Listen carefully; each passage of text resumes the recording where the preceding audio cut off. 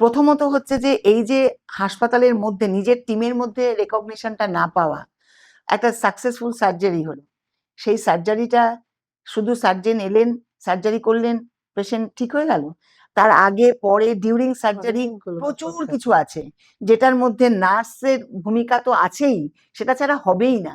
এটা ছাড়াও কিন্তু টেকনোলজিস্ট আছেন, স্বাস্থ্যকর্মীরা আছে। এই যে আমরা কথা বলছি, এখানে কিছু লাইটের ব্যবস্থা আছে।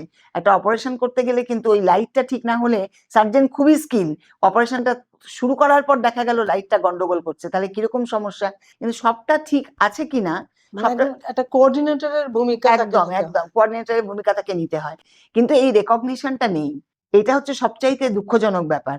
কিন্তু আমরা প্রথম আমরা রেকগনিশন ছেড়ে দিন, রেকগনিশন তো অনেক পরের কথা, অ্যাপ্রিসিয়েশন আছে না, নেই, একদমই নেই।